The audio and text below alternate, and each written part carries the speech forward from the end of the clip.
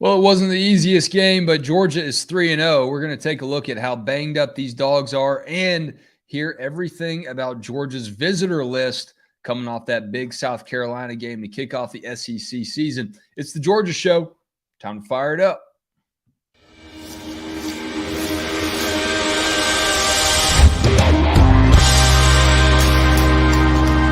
Better never rest. Counting colors in the sky.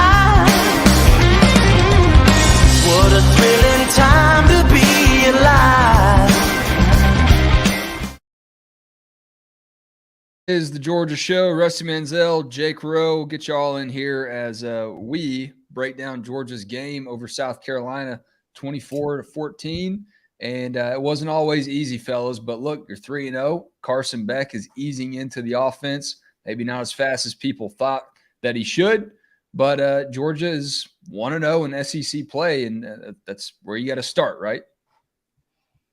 Yeah, I mean, I thought about it today, and, the reason why we have a job, people care. But Georgia's 3-0, where they won 20 games in a row, I think now. And Yep. They find a way. I said it last night. Georgia got hit in the mouth, and a lot of kind of kudos to South Carolina. They came in. I can't even imagine what Shane Beamer told his team all week. They were 4-touchdown underdogs, at Georgia. And, you had to use that. And you have Spencer Rattler, who's a really good quarterback. I think he started, Jake, you might know, I think he started 10 for 10 at one point and, made some really big throws and kind of had Georgia reeling, especially on that first scripted series. They kind of picked Georgia apart. And I said this last night, as the game went on, it changed. But I thought Georgia, for the first time in a long time, to me, on defense, they looked slow-footed, but they definitely were a different football team with a little bit different energy and juice in the second half. Yeah, they did start 10-10. I was impressed with him. I really was. I think he's gotten a lot better, different quarterback than we saw. I think, that whole I was honestly rolling my eyes a little bit this offseason of all the talk about Dow Loggins and Spencer Rattler's just, he's looking great. He's looking awesome. And we saw him look great late last year. So I wasn't really, ready to say why it was going to be the case if he did look good. But I thought, I just thought Georgia was kind of out of it mentally on that first drive a little bit. They wide open guy here, not necessarily a busted coverage, just getting run off a little bit, maybe out there playing a little lackadaisical. And then you get them 3rd and 15, you get some energy in the stadium. They just let the air out of you with a tunnel screen. And, that's one of the reasons why, you fight so hard to keep the opposing team out of your red zone. But you're 100% right, Rusty. Georgia took one on the chin, and they're going to take more than that on the chin. And one thing, let me interject here right here, Jake, too. You know this on the X and O side. This is the second time that Spencer Rattler has faced Georgia. So he knew all offseason what they did to him, how they played him, and how he could make adjustments. So he made his adjustments. Georgia had to make theirs. But you had to think he made a comment I caught last week, and he said, hey, we like what we're going to try to do to Georgia. So they had a package in place, a lot of quick game stuff they were throwing. But it's kind of like that baseball model facing a pitcher, the second time around, third time around. He had to know how Georgia's going to try to play him, and a little bit different personnel this time, especially with Javon Bullard being off the field, Jake. Yeah, absolutely. And, I thought that they got a hold of David Daniel Sisavon a couple of times. I mean, they kind of spun him around a little bit on a deep over route at one point. There was also a deep over route where he got matched on with Xavier Legette, and Javon Bullard's going to lose that one. Any strong safety in the country is going to lose that matchup with that particular wide receiver. We talked on the phone last night, Rusty. You said where the hell did he come from? Yeah, and it's boy dog. Absolutely. Man. In person. I saw him in pregame. I was like, wait a minute, because I was there. Like when South Carolina came out, I was standing right there, and he was one of the first ones that started warming up with Rattler. And I was like, damn, that dude is big. And then you start watching him run fluid routes with some speed. And listen, I know they lost Juice Wells and they've had some injuries over there, but whoever South Carolina plays the rest of the year, that guy is going to be a problem. And I'm not going to lie to you. I started thinking about Sundays. I was like, man, I hope the Falcons get a hold of that guy. Overall, though, I think what you run into here, and I wrote this in my post-game observations, it's kind of confusing. It really is kind of confusing because as a fan that both teams are in there.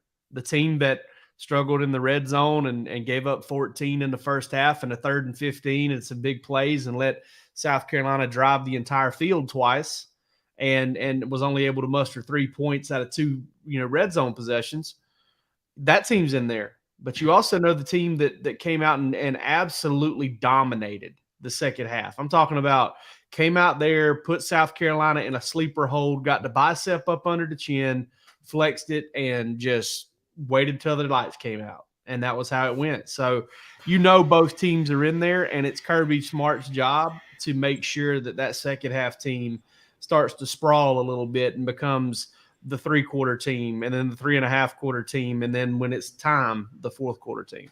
Well, it's kind of a mixed bag for South Carolina because you saw the team that came off of last season, upset-minded, beating Clemson, beating Tennessee, and they came in with a full head of steam between the hedges and were playing that same kind of ball. But then in the second half, you had the team that gave up 1 million sacks to UNC. So a mixed bag for both teams. The thing that Kirby Smart said that kind of caught my attention coming into the game to the Georgia Bulldogs radio crew was, hey, South Carolina's got a little bit of an advantage because the Gamecocks have played a 4-quarter game. And guys, I still don't think Georgia has played a 4-quarter game. Jake, you referenced this a few days ago. At least when Georgia struggled against Samford and Kent State, you knew that they had that Oregon game in there. Georgia hasn't put that together against the caliber of competition that we've seen it in over last season. So I still don't know what this Georgia team is. I was hoping to learn a thing or two coming out of South Carolina, but both teams are in there. Who are they really going to be when Georgia needs it the most? I'll say this on that, and that's a great point about not having a 4-quarter game. I talked to a staffer down on the field, not an on-the-field coach, but before the game, a guy that works inside the Butts-Mehre, and I said, what do you think? And he said, hey, we're going to find out about our team today. We're going to find out a lot about our team today. We don't know either. And, you hear Kirby talk about creating identity, especially on the offensive side of the ball. They're still trying to find things. Now, here, let me give you a couple of things here that I dug into tonight. And I don't think people realize what is actually – I know you talk about it, but I don't think you really realize what's going on with this time and the new clock rules. So let me give you Georgia's offensive possessions in the first half. 7 minutes and 54 seconds, they kick a field goal. Punt, they get the next one. 2 minutes, 12 seconds, they punt. Then they go 6 minutes drive back down the field, and they miss a chip shot field goal. Then they get the ball for 46 seconds, and the half is over. So they basically had 3 possessions in the first half. I mean, this clock is flying. Now, let me tell you what happens when you get stops on defense. Georgia had 7 possessions in the second half. And then, oh, by the way, 2 drives that scored touchdowns to start the second half. So getting stops and your possessions not missing field goals, it was crazy yesterday. If we didn't have 4,000 commercials, that game could have been really, really quick. And I was, when you look at it, really 3 possessions is what they had in the first half of an SEC football game. So you look at that and what's going on. I started thinking about how is this going to affect teams, the rest of the season. But I'll tell you this. Standing on the sideline the second half, when they inserted Ra Thomas, and Jake, we talked about it last night. It felt different to me. He immediately gets a 36-yard pass right down the middle of the field. Great throw by Carson Beck. Then they come back with a third. I think it was 3rd and 7. Yeah, and he runs that slant route. He beats his guy one-on-one off the line. And they set that up too, Rusty. They ran quads away from him. They motioned to 4 receivers to the left so that they could get him one-on-one and hit the slant. So they were definitely trying to get that ball to Ra Thomas on that slant right there. And I don't know who put him in. I don't know if Mike Bobo's been trying to put him in. I don't know if Kirby Smart was trying to put – whoever put Ra Thomas into the game, and I mean full-time, tuck that away for the rest of the year, because when Ra Thomas, Dominic Lovett, and when they get Ladd McConkey back, that is going to be some matchup issues. And at some point, you got to turn this guy loose. He's a really good player, and they just look different to me. Dejon Edwards was the most important piece of the puzzle that Georgia added yesterday. But remember this right now, Ra Thomas getting inserted into this lineup the second half, down double digits. and what he showed me he could do, that is one of those notes you remember for the rest of the year. Let's see where this thing goes with it. Dejon was the story of the game for me. Georgia showing some heart in being able to come back and following Kirby Smart's advice to just take it one play at a time. I know it's a cliche, but that's what Georgia had to do, and it helped them get the win. And the missed field goals. Those are the three stories for me yesterday. And there were a lot of them in there. You know, the Amarius Mims injury was a big one. I'm curious, Ro, what did you notice other than rah-rah? What was the switch flipping moment that helped Georgia turn it around in the second half for you? I mean, I think it was halftime, honestly, because, Kirby's saying after the game, and I don't always put a ton of stock into what Kirby says because I know it's messaging and I know it's head coach and I know it's coach speak. But I really do think, from talking to people that were at that second scrimmage, Kirby said this is the best leadership team he's had. It's the best connected team he had. And I think they got in there at halftime. I think they started to look each other in the eyeballs and say, all right, guys, we're down 11 points and, we've been here before. We're trailing Ohio State and with everything on the line going into the fourth quarter, you trail Missouri going into the fourth quarter. Been here before, no panic. That crowd out there is on our side. Let's go get them back in it and win this ball game. And I think that was the turning point. But I'll say my biggest takeaway was how many different players helped Georgia win that ball game yesterday. Yep. That was because Rusty mentions rah-rah. You got Dominic Lovett. You got Brock Bowers doing ridiculous stuff. You got Dejan Edwards. Kendall Milton's taking friendly fire over here in the comments, and that's fine. I get it. Everybody's going to have an opinion. Let me tell you something. Right after rah-rah caught that 36-yard pass, Kendall Milton hurdled a dude, ran over a dude, and broke 3-4 more tackles to pick up 15 yards, and the place went bananas. Yeah, Georgia scored 2 plays later. And I'm not saying, oh, well, we need to give him the Heisman for one 15-yard run, but, that's part of it. Nazir Stackhouse with a sack. Darius Smith with a huge pressure late in that game. 19. Yeah. 19. He's got to play. I mean, he I don't know. Different, man. He looks different. He doesn't have to start, okay? But I don't care if 19's on the field, Georgia's a better football team. Agreed. I mean, that guy can go get it. And listen, we're not going to compare a lot of other things, but I'm going to tell you something. When you look at 19 and you look at the length, he looks just like Adam Anderson and the way Georgia used him on the field and what he did. And I think he's already a little heavier, to be honest, if you want to get technical with it.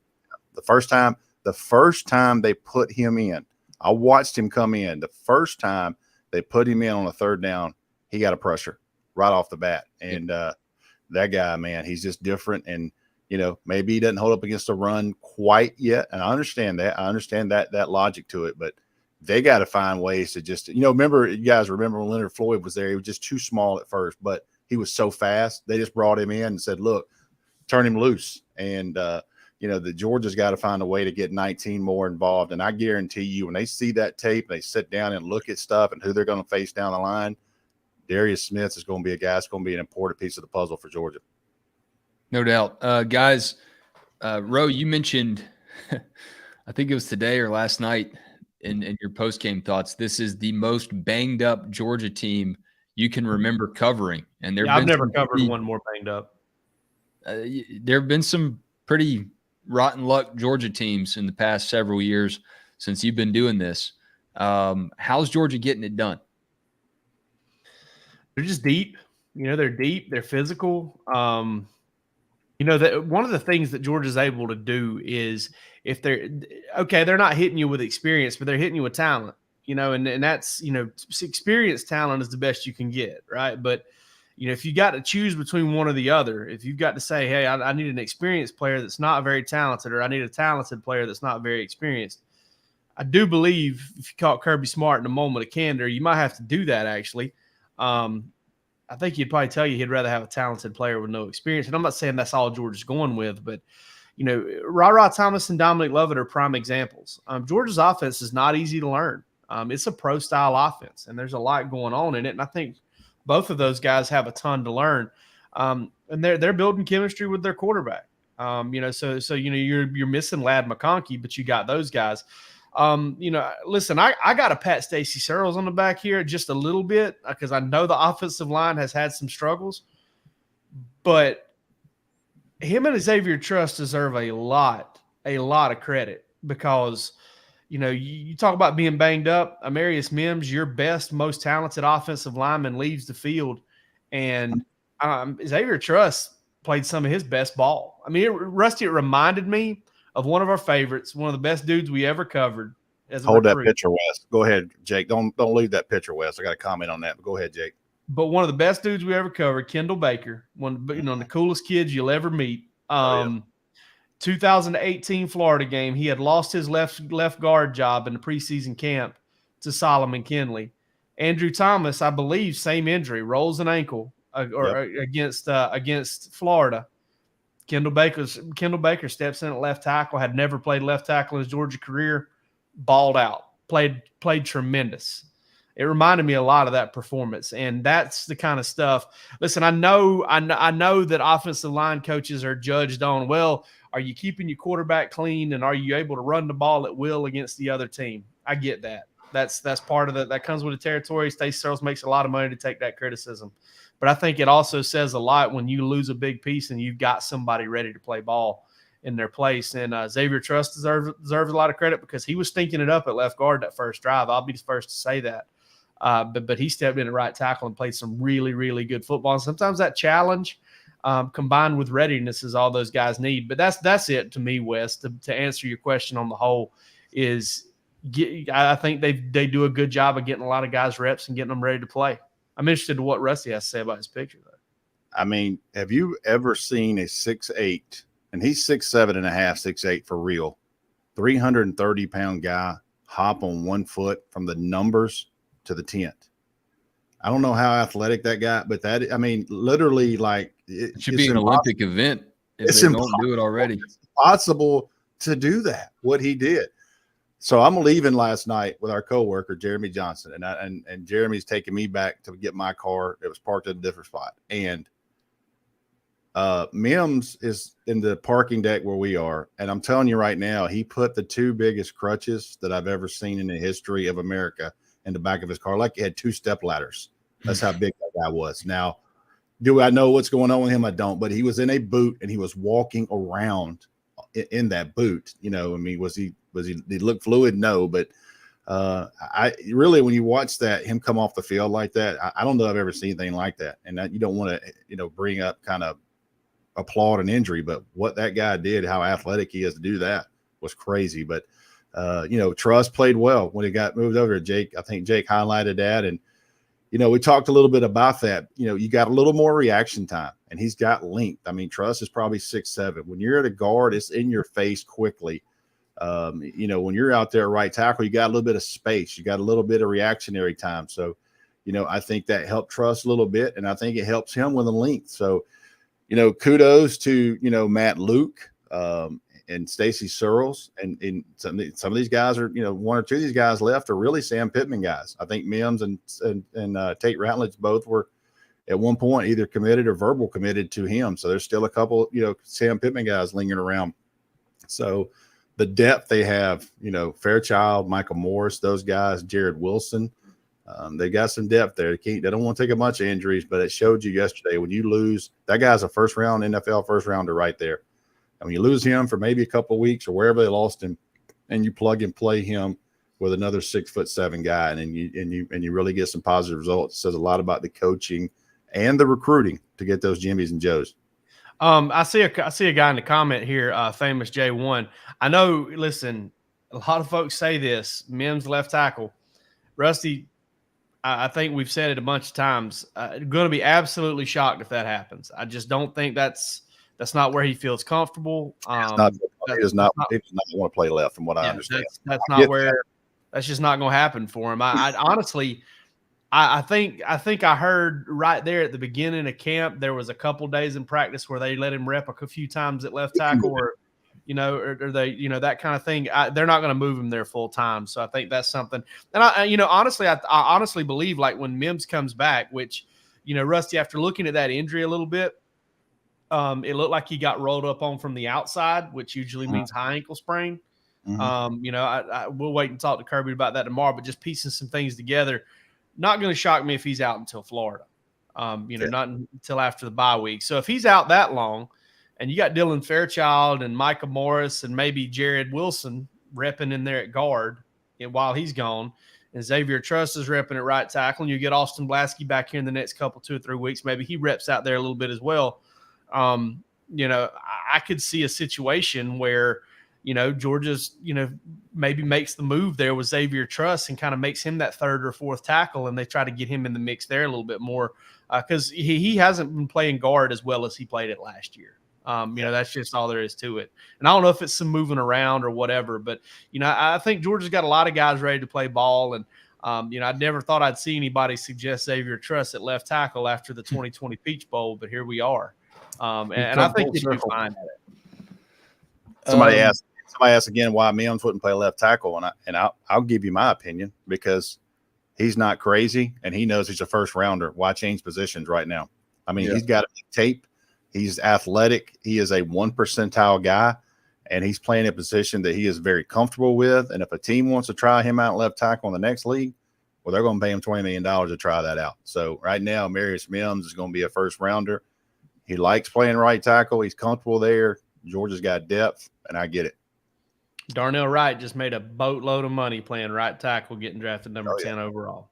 And Marius is that type of athlete. So if it ain't broke, don't fix it. And if you need a ticket for Georgia and UAB or any Georgia football game this season, head on over to gametime.co and use the code DAWGS, and that will get you $20 off of your first order that you complete on gametime.co. It's not gametime.com. Go to gametime.co.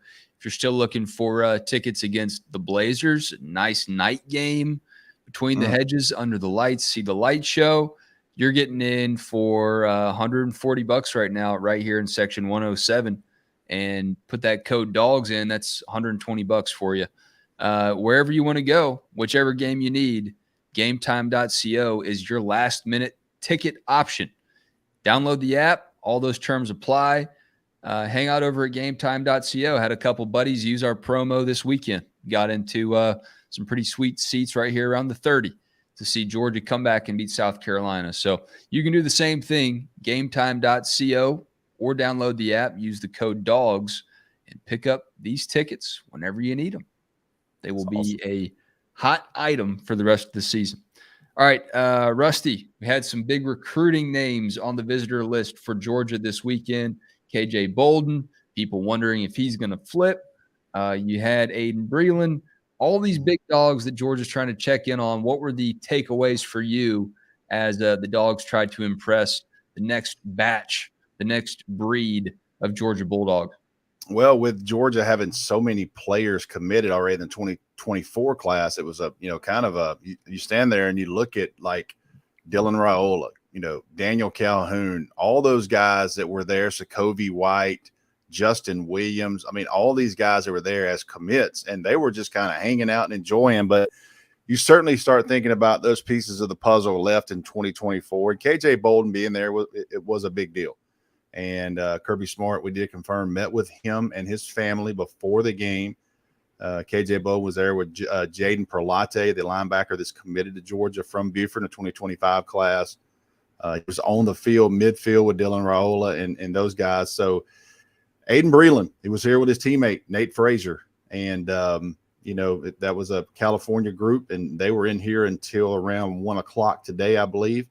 And, we'll have more on this, but I think the news is the time. And I had somebody tell me, man, Kirby got done with his press conference last night. And as soon as he got done with his press conference, he was straight back to the Buttsmere building and started meeting with recruits.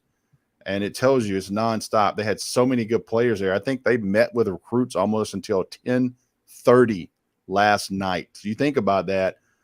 Kirby asked those kids, certain ones, to stay over until that was over with.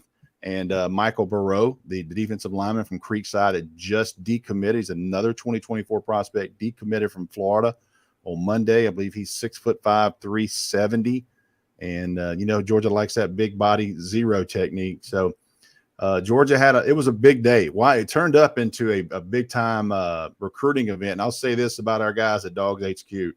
Jeremy Johnson, Jake Roosh and Chad Simmons got on this thing, and they put me on a text thread. And I mean, dead serious. I had to turn notifications on mute because they were just blowing that thing up. I've got this guy. Here's this message. And by lunch today, we had 20-something reactions. They've already got 30-something reactions from top targets. We'll have some more notes first thing in the morning on this. So spend $1, man. Don't get a coffee tomorrow morning at your local gas station. Spend $1. Join DawgsHQ and read all about, because that particularly yesterday could end up being the biggest home game recruiting list of 2024 for Georgia. No doubt. Take DawgsHQ for a spin, $1 for a month, and check everything out. Not only do we have this story that I pulled up here, recruits reacting, we got tons of features on different guys, profiles, quotes, hearing what they thought about a great Georgia atmosphere, guys. So on that note, let's do some dog stocks, and I'm still going to say stock up on Georgia. And I know that may not be a popular opinion after a game that looked a lot more difficult than it should be, but a lot of the things we talked about tonight, Georgia coming back, Georgia finding a little bit of the run game, Georgia believing that it can stare down an 11-point deficit like that and still come back and win. Dawgs getting a lot of reps of guys that are filling in for injured players. Right now, you're building a team that, while it may not be the dominant force it was last year, let's not forget, you're still bringing in a new quarterback. I know y'all have thoughts on him, and a new offensive coordinator. It was never going to be easy to replace both of those things and just come out and dominate. But I think right now you still haven't lost a game, and you're still improving week by week as the competition gets a little bit harder. You put some good stuff on tape. Now go work on it against UAB under the lights on Saturday night. So I'm saying stock up on the Dawgs, guys. I'm going to buy stock. I'm not stock up, not stock down. I am buying stock. I'm buying stock in every one of these guys that my Georgia folks are down on. So Carson Beck, I'm going to buy some stock in him. We're going to buy some stock in Jamon Dumas-Johnson because you guys are trying to run him off. I'm going to buy some stock in Kendall Milton for when he gets healthy because he's dinged up again. And, tough break there. I'm going to buy a little stock in Mike Bobo too. And the reason I'm going to buy stock is you knuckleheads tried to run Stetson Bennett off too. Okay. And I wish I'd have bought some stock in him at the time, but I'm going to buy stock in all those dudes. In all seriousness, I keep going back to this and the whole Carson Beck thing. And I think Georgia fans are their own worst enemy when it comes to Carson. And there was a lot of talk of Heisman Trophy finalist again for a Georgia quarterback, one and done. He's going to go to the NFL. He's going to be a top 10 pick. And listen, he still may go to the NFL. Like he's been in Athens for a while. It's time. He might think it's time to make the next step. But all this coming out of the gate, dominating. Folks, Stetson Bennett wasn't the version we'll always remember Stetson Bennett being until he had played about 1,000 meaningful snaps at Georgia. About 1,000. Carson Beck hasn't played 200 meaningful snaps at Georgia yet. If he has, it's barely 200. So I think he's going to get better, y'all. And I think that the proof is what we have seen within ball games, because we've seen him play bad in pretty much every game thus far, but we've also seen him correct it and get it right in pretty much every game thus far. So we'll see how it goes. We'll see how it goes in the long term, but I'm buying stock in him because y'all are down on them, and I can buy high. I buy low and sell high later on. I like that. I agree 100%. And I was looking at some SEC stats today, just going around. It's crazy that I saw that Georgia has had 117, I think, offensive snaps. So he hadn't got to 200 yet, Jake. So you're getting close. Long way to go there. And listen, I'll say two quick things before I get to stock up. I watched Carson Beck yesterday, and I really believe that second half, you could feel him listen, they were down 11 points with no momentum, and they got it going, and I felt like he turned it loose. I felt like he made some throws, even if they were incomplete, challenged some guys. And, he threw a couple of balls on the money, had a couple of drop balls. He is still learning, but he right now seems to be getting better to me. And that second half, it just felt different to me. They were able to do some things, and I felt like Georgia had no opportunity to sit back on. They couldn't just play defense and win that game. They were down 2 touchdowns. They had to let it rip, let it ride, and they inserted Ra Thomas, did some things. Dylan Bell didn't get enough mention from us tonight. The things he does, scored again, another touchdown, running the ball. So with that said, my stock up tonight for me is Daijun Edwards. And I said this last week, and Wes made a short out of it or whatever he does on our social media, and I had a couple of people, that I know kind of emailed and got into me a little bit, but I stand by that. Sorry about that. No. I stand by what I said last week about the running backs. But I will say tonight, Georgia's running game was fantastic. Daijun Edwards was exactly what Georgia needed. And I wanted to see people break tackles. I wanted to see people run between those creases, and instead of only getting 3, get 7, get 8, finish runs. Georgia finished runs yesterday. That run by Kendall Milton that Jake brought up was a huge play. I was standing right there on that part of the sideline. The entire sideline went crazy. They were fighting. He was fighting from yards, made a good move, made a linebacker miss, jumped over him one-on-one there. So, that's what you want to see. And if Georgia can run the football until they get people healthy, if Georgia can run the football, they're going to be really, really tough to beat down the line. And I think they're going to get better and better and better. And I'll remind people this, Wes familiar with this, Jake familiar with this.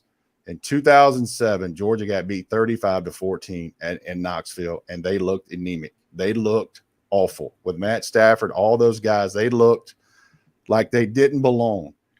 And as the year went on, they got better, and they got better, and they got better. And that was the best offense in America at the end of the year. Now, are they going to get that high? I don't know, but there's always room to grow. And oh, by the way, Mike Bobo was the offense coordinator of that group. So you look at those things and say there's so much room to grow. And I'll say this too. They don't have Ladd McConkey, and we don't know when he's coming back, but he will come back. And he is, to me, their best route runner. So if you can put him in there, there's no telling what they're going to do with him. Some of those plays are going to be able to do with him. But stock up, man. Daijun Edwards and those guys. But he was exactly what Georgia needed yesterday. And I'll tell you right now, without him, they don't win that game yesterday. Those 118 yards he gave was invaluable. They were huge. Yep. All right. I'll make a clip out of that, Rusty. You can send that to everybody that is giving you crap. That's all right. Hey, listen, I guess big boy world. I'm going to make my comment, stand behind it. But yeah, I did get a few messages from people that would probably surprise you. That's okay. It's a big boy world. Hey, we can't always just lay down the company line. There's a lot to like about this team, and we're going to agree with y'all when you see stuff you don't like, and we're going to maybe try to calm you down a little bit too if you're overreacting a little bit too much. But 3 games in, guys, I think the best news for Georgia is you're finding out that you're a little bit dangerous. You still got a little bit of that competitive fire when you get punched in the mouth. And by the way, nobody else in the country is exactly looking dominant right now either. So Georgia can take that and run with it. Hey, I tweeted it today, man. College football is wide open, and the staffs out there that are the best at developmental, coaching at developing players and can have the culture to have guys continue to buy in, they're going to have a big advantage on the rest of the country because it's what happens in game 14 and 15 and who gets there this year is going to depend a lot on who gets better from here on out because everybody's gettable. Texas is gettable. Florida State's gettable. Georgia's gettable. I told Rusty last night, I said, man, we need to say this on the show tomorrow night. Guys, that's not the last game you're going to see like that this year.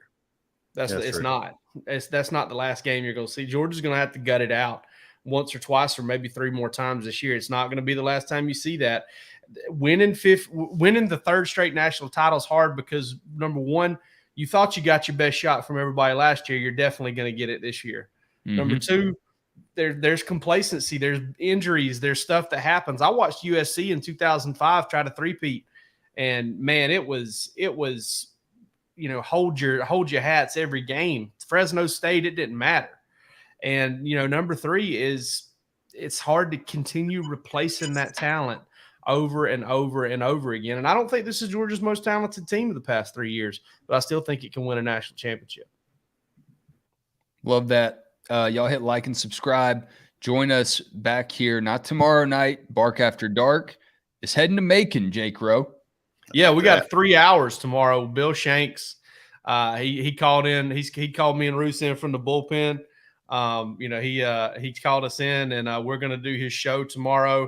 The super stations, I think it's Macon, Brunswick, Savannah.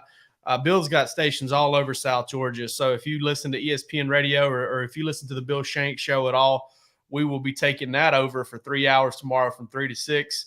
And we're going to be focused on getting that going tomorrow. And we kind of cancel Bark After Dark tomorrow night so that we can spend part of the day getting ready for it and not embarrass ourselves on the air. And fingers crossed, no FCC violations. Yeah, good luck with that. Tell all of Central Georgia where they can find us, and I know you will. DawgsHQ.com, the place to be. $1 for 1 month of premium access. Really fun message board back and forth as this college football season rolls on down the tracks. We'll be back here with another edition of the Georgia Show Wednesday at 8:30 p.m. So follow along so you don't miss it when it goes live. Appreciate y'all tuning in on this one. We'll see you soon.